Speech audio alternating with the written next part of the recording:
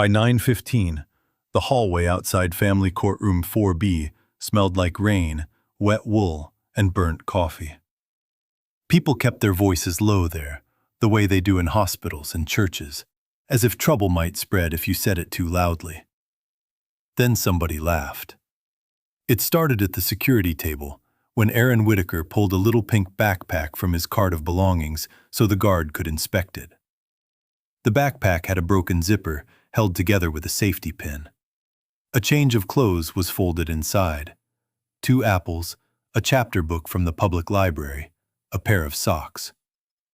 The young associate behind him, shiny shoes, umbrella still dripping, leaned toward his colleague and said, not quietly enough, "Wrong floor, man. Legal aid's downstairs." His colleague snorted. No, he's here to sue the laundromat for shrinking his dignity." A clerk at the window looked away too late. Even the guard's mouth twitched before he flattened it. Aaron didn't answer. He had learned that humiliation worked like quicksand. Fight it, and you only sank faster. He just took the backpack back from the tray, checked the front pocket to make sure Ellie's inhaler was still there, and turned. His daughter was sitting on a bench with her ankles crossed, trying very hard to look busy coloring a fox in a workbook she'd already finished last week. She was 9, small for her age, with a solemn face that made adults think she understood less than she did. She had heard every word. He knew because she always chewed the inside of her cheek when she was trying not to cry, and she was doing it now.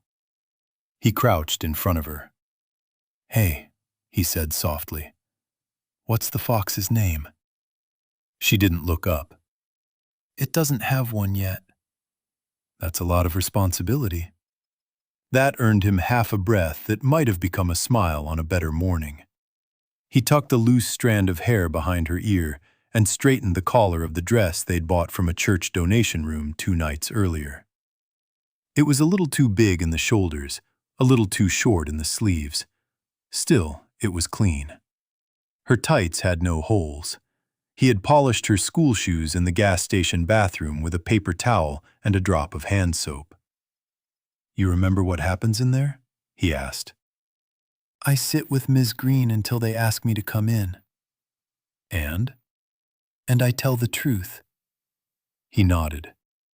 "Always." She searched his face with those old, careful eyes of hers. "Even if the truth sounds bad?" He swallowed. "Especially then." She lowered her voice. "Are they going to take me?" For one reckless second, he wanted to lie. He wanted to give her the easy father answer, the one with no edges on it. "No, baby, never. Not a chance." But the truth had been the only thing he had left for a long time now, and he wasn't going to teach her to survive by stepping around it. "I'm going to do everything I can," he said. That wasn't enough. He saw her understand that. If you've ever had to keep your face steady for a child while your whole life was shaking behind it, then you know why Aaron stood up before his knees were ready and walked toward the courtroom instead of out the front doors. The hearing had been called a dependency review, which sounded clean and administrative, as though they were discussing building permits. What it meant was that the state had decided Aaron's homelessness might make him an unfit parent, and until a judge said otherwise, every hour with his daughter felt borrowed. It had started 3 weeks earlier when Ellie's teacher noticed she was falling asleep in class. Then the school counselor learned they had been living in Aaron's car for 11 days after the family shelter filled up. A social worker visited. She found Ellie's homework neatly done, her lunch packed, her medication organized in a pencil case, and Aaron exhausted enough to sway when he stood still. 2 days later, the department filed for temporary placement. Not because he doesn't love her, the petition said. Because love is not housing. Aaron had read that sentence 20 times. It was the kind of sentence that sounded wise until you imagined a child hearing it. Inside 4B, the benches were half full. A few attorneys shuffled files. A woman in a business suit sat at the petitioner's table with the social worker beside her. Aaron recognized them both. Miriam Cole, Assistant County Counsel. Denise Park, Child Services Investigator. Neither of them was cruel. That made it harder, not easier. Cruelty was simple. Concern could take your life apart while looking sorry for the inconvenience. At the far side of the room, a volunteer advocate named Tessa Green gave Ellie a warm smile and led her to the waiting chairs near the clerk's desk. Ellie clutched her book and sat with her feet tucked back under the chair, like she was trying to take up less space in the world. Aaron took his place at the respondent's table, alone.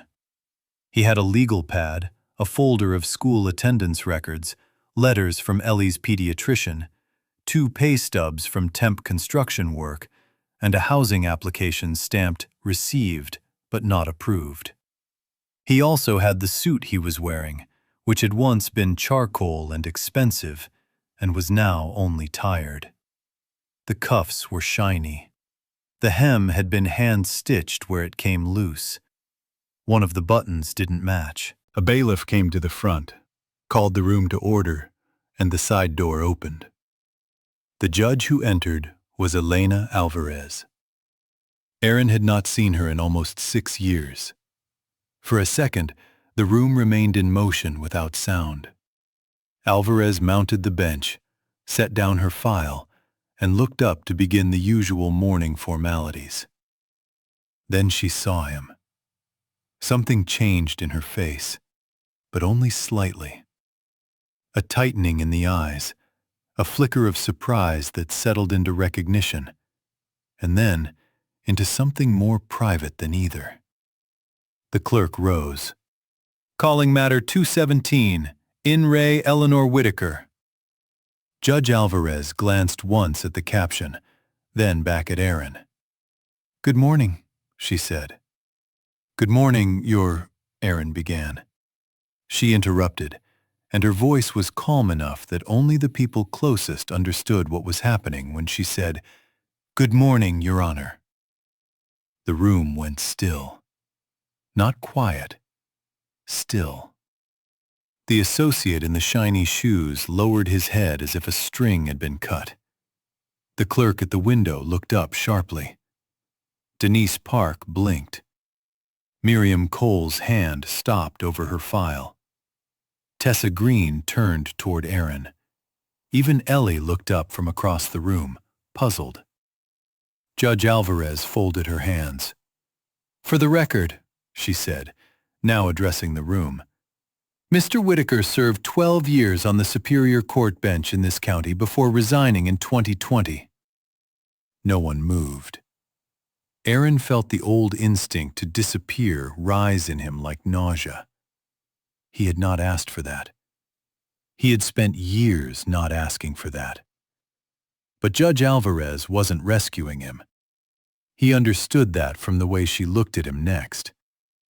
She was restoring something more basic than status. She was returning his name to him. "Mr. Whitaker," she said, gentler now. "Are you representing yourself today?" "I am, Judge." She nodded once. "Very well. Ms. Cole?" Miriam Cole stood, composed but visibly recalibrating. "Your Honor, the department's position remains that while Mr. Whitaker is clearly devoted to his daughter, current conditions pose an ongoing risk to the child's welfare. The issue before the court is not affection, it's stability." Aaron almost smiled at the word stability. People loved it because it sounded moral, as if the poor were simply the ones who hadn't balanced correctly. Cole continued. "The child has no fixed address. She has spent nights in a vehicle. There have been disruptions in sleep, school performance, and access to regular meals. The department recommends temporary placement with a licensed foster family while Mr. Whitaker secures housing. Judge Alvarez turned to Aaron. Response? He stood. His legs felt too long, like borrowed pieces attached in the wrong place. I agree with some of that, he said. Not all. Cole glanced up, surprised, as though she had expected either denial or anger. Aaron steadied a page with his fingertips. My daughter has spent nights in my car. That's true. She has been tired at school. Also true. We have eaten dinner from a gas station more than once this month, and once I told her it was a picnic because I didn't want her to know I had $32 left. He paused. I'm not going to stand here and pretend those things are acceptable. A murmur rippled, then disappeared. What I am going to say, he continued, is that poverty and danger are not synonyms. My daughter has never been unloved, untreated, unschooled, or abandoned. She has been with the same parent every morning and every night since the day her mother died. The department can say our life is unstable. It cannot say, I am. The words landed harder than he meant them to. He saw Ellie staring at him from across the room with a kind of frightened pride. Cole called Denise Park first. The social worker testified carefully. Ellie had appeared attached, healthy, articulate. Aaron had been cooperative. He had kept records of her medications and school assignments. He had also refused emergency respite placement and missed a scheduled shelter intake after arriving 23 minutes late. Why were you late? Cole asked. Denise consulted her notes. Mr. Whitaker reported his car battery died in the school parking lot. Cole nodded. And when the child was asked where she sleeps, what did she say? Denise's voice softened. She said, wherever Dad says the doors lock right. Something in the courtroom shifted at that. Aaron closed his eyes briefly. On cross-examination, he did not try to wound Denise. He had done enough of that in his old life. Watched enough lawyers mistake aggression for clarity. Ms. Park, he said, did you observe bruises, untreated illness, evidence of intoxication, or signs my daughter feared me? No. Did you find her hungry that day? No. Did she tell you she wanted to leave my care? Denise hesitated. No. She became upset when the possibility was discussed. Did you note whether I had secured 2 offers of part-time work? Yes. Did you note that I was on 3 housing wait lists and 1 transitional family list? Yes. Did you note that all 4 required a child remain in my custody for family placement eligibility? This time the pause was longer. I don't believe that was in my report. But it was true. Yes. Aaron thanked her and sat down. He didn't look at Ellie. He was afraid if he did, the room would go blurry. While Cole called the school counselor, Aaron found himself slipping, against his will, into memory. There had been a time when people rose when he entered a room. Not out of fear, exactly. Out of ritual. He had spent years in black robes listening to the wreckage of strangers' lives and pretending that law, properly arranged, could keep the world from tilting too far. He met his wife, Nora, in the courthouse basement, where she ran a legal clinic that smelled like toner and peppermint tea. She used to tell him he had a face made for bad news and hands made for kindness, and it irritated him because it was both sentimental and accurate. She was the first person who made him laugh in chambers, the first who accused him, correctly, of polishing his shoes when he felt powerless. When she got sick, they called it manageable for almost a year. Manageable became aggressive. Aggressive became experimental. Experimental became expensive in ways polite people never describe directly. Aaron sold their second car, then refinanced the house, then cashed out the retirement account he swore he'd never touch. By the time the doctors began using gentler voices, he had learned a truth he wished more judges understood. Systems are never abstract once they begin billing you by the hour. Nora died in February, while Ellie slept folded in a waiting room chair, with her head in Aaron's lap. After that, time stopped being chronological. It became functional. Get Ellie fed. Get Ellie to school. Return the call. Ignore the letter. Sign the form. Sit in the car until the shaking passes. He took leave from the bench, then more leave, then resigned before they could dress his collapse in dignified language. Friends called it first, then less. Pride did the rest. He didn't become homeless all at once. First, he became someone who paid one bill late. Then someone who said, "Next month," too often. Then someone who told his daughter the motel was an adventure because the room had a tiny fridge. And she believed him. Because children are merciful until they can't afford to be. By the time he lost the apartment, he had already lost the version of himself that knew how to ask for help before disaster. "Mr. Whitaker?"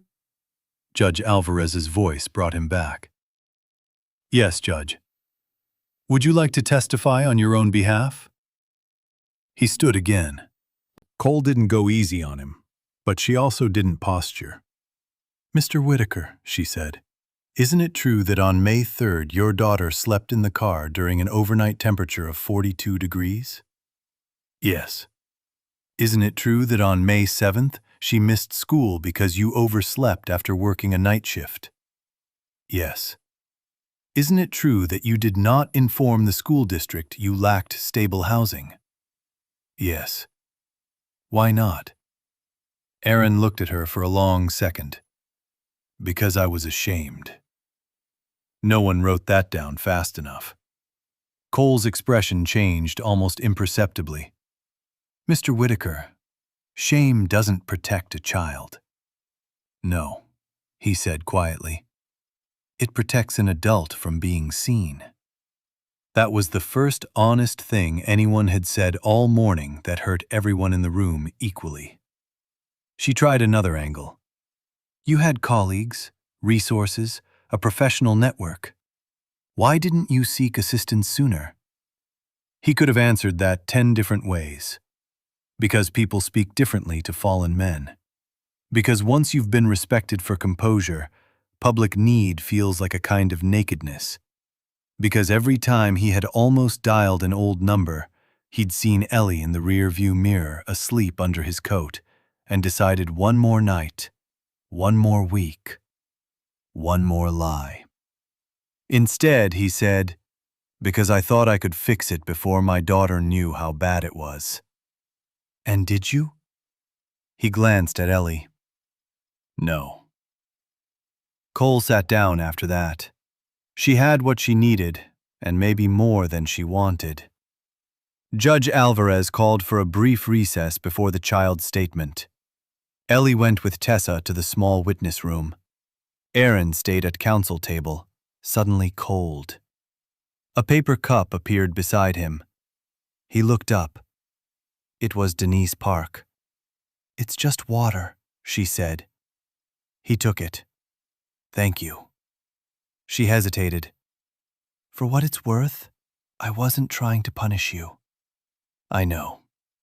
"That almost makes it worse," she said, and walked away before he could decide whether the remark belonged to him or to her. When Ellie was brought in, the room itself seemed to inhale. She sat in the witness chair like a child in church clothes at a funeral, trying to be brave in a costume someone else chose. Judge Alvarez's voice softened by several degrees. "Eleanor, she said. Do you know why you're here? Ellie nodded. Can you tell me? They want to know if I'm safe with my dad. And are you? Ellie looked toward Aaron, then back at the judge. Mostly. A couple of people shifted. Aaron didn't. He knew better than to interrupt the truth once invited. Judge Alvarez leaned forward. What do you mean by mostly? Ellie thought hard. I mean, sometimes he says he's not worried when he is. And sometimes he acts like things are a game when they're not. She picked at the hem of her sleeve. Like when the car wouldn't start and he said we were camping. But camping is supposed to be on purpose. Even Miriam Cole's face softened. Does your father take care of you? The judge asked. Yes. How? Ellie answered immediately, as though this part required no thought. He makes my lunches at night so I don't know if he's tired in the morning. He checks my breathing when I'm asleep, even if he thinks I don't notice. He lets me have the window side in the car because I like to look at stars, except there weren't stars in the parking garage. A tiny embarrassed smile flickered and vanished. He studies spelling words with me. He burns grilled cheese a lot. He says sorry when he gets things wrong. There it was. That little terrible sentence that separated children who were merely loved from children who had learned adults were breakable. Judge Alvarez asked, Do you want to live with your father? Yes. Why? Ellie's eyes filled so quickly it seemed they had been waiting all morning. Because my mom died, she whispered. And if I lose my dad too, then where am I supposed to put all the stuff I still need to tell somebody? Aaron looked down at the table because the alternative was falling apart in front of everyone who had already seen enough. No one laughed now. Not in the hallway, not at the petitioner's table, not behind the clerk's station. The room had become the size of a heartbeat. After Ellie stepped down, Aaron did not trust himself to speak, but Judge Alvarez asked one final question before closing argument. Mr. Whitaker, she said, if the court denies removal today, what is your immediate housing plan? He rose slowly. There's a family transitional unit on Maple, he said. They told me this morning a bed may open tomorrow if my daughter remains in my custody. If it doesn't, a church on Grant has agreed to voucher us for 3 motel nights. He took out a folded paper. I also have a start date Monday with Benton Roofing. Temporary, but full days. Cole stood. Your Honor, if I may, the department has confirmed the Maple placement is plausible, but not guaranteed. Aaron looked at her, not angry, just tired. Neither is foster care. Silence again. Judge Alvarez reviewed her notes for so long that the whole courtroom seemed suspended on the scratch of her pen. When she finally spoke, she did not perform wisdom. She did what good judges do when people's lives are in front of them. She got specific. The law does not permit this court to confuse poverty with neglect, she said, nor does it allow sentiment to substitute for safety. I have considered both carefully. She looked first at Aaron, then at Cole, then toward Ellie. The evidence establishes that Mr. Whitaker's current circumstances are unstable and at points unacceptable. It also establishes that he has maintained his daughter's schooling, medical care, emotional attachment, and daily supervision under extraordinary strain. The department has shown hardship. It has not shown parental unfitness. Aaron's hand tightened around the edge of the table until his knuckles whitened. Accordingly, Judge Alvarez continued, the request for temporary removal is denied. The child will remain in her father's custody. The department is ordered to provide immediate family preservation services and assist with emergency housing placement today, not next week, not when convenient. This family does not need separation in the language of concern. It needs support in the language of action. She paused, and something old and human entered her voice. Mr. Whitaker, asking for help late was a mistake. Yes, Judge. Surviving long enough to ask for it at all was not. His throat worked once, painfully.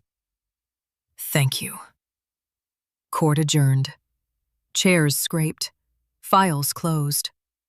Life resumed in small administrative noises, as if something sacred had not just happened in public. Ellie ran to him the moment Tessa let go of her hand. Does that mean I stay with you? He dropped to his knees and held her so tightly she squeaked. Yes, he said into her hair. Yeah, baby. You stay. She started crying then. Hard, angry child tears. All the fear she had kept folded up so neatly. He cried too, though more quietly, because adults are trained for concealment even when it no longer serves them. When they finally stood, Miriam Cole approached with her file against her chest. Mr. Whitaker, she said. He turned. She looked at Ellie first. I'm glad the record was complete today. It was not an apology, but it was honest. He respected that. So am I, he said. Denise Park came over next with a business card and the address for the Maple program. I can drive you, she said, if you want. Aaron almost refused by reflex. Then he felt Ellie's hand slip into his and knew exactly how many disasters begin with a man mistaking pride for dignity. Yes, he said. Thank you.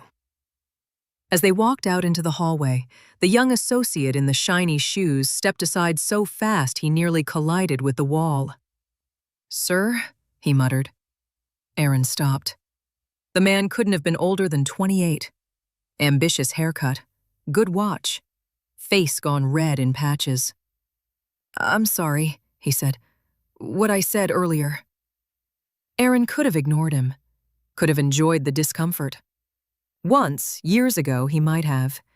Grief had burned a lot of vanity out of him. My daughter heard you, Aaron said. The associate looked stricken. I know. Aaron held his gaze just long enough. Then remember that longer than you remember me. He walked on. Outside, the rain had stopped. The courthouse steps shone silver under a weak break of sun. People moved around them with their umbrellas, their phones, their private emergencies. The world, indifferent as ever, kept going. At the curb, Ellie tugged his sleeve. Dad? Yeah? Why did the judge call you Your Honor? He smiled, but it hurt a little. Because a long time ago, I sat where she sits. Ellie considered this with enormous seriousness. Were you good at it? He looked back at the courthouse doors, at the stone building that had once felt like proof of who he was, and had now become only the place where he nearly lost what mattered most. Some days, he said. Some days, I think I was. She leaned against him. I think you still are. For a second, he couldn't breathe. Denise called from beside her car. Take your time. So he did. He stood there with his daughter on the courthouse steps, the city damp around them, and let himself feel the strange, terrifying shape of relief. Not triumph, not a miracle. The motel still might happen before Maple. The job might not last. There would be paperwork, caseworkers, setbacks, nights when shame came back dressed as self-reliance. But Ellie was still beside him, and for the first time in a very long while, Aaron understood that being seen at your worst and not abandoned was its own kind of shelter. He took Ellie's backpack from his shoulder and handed it to her. Come on, he said. Let's go see about that room. She slipped her hand into his again, small and sure. They walked toward the waiting car together, not rescued exactly, but no longer mistaken for lost.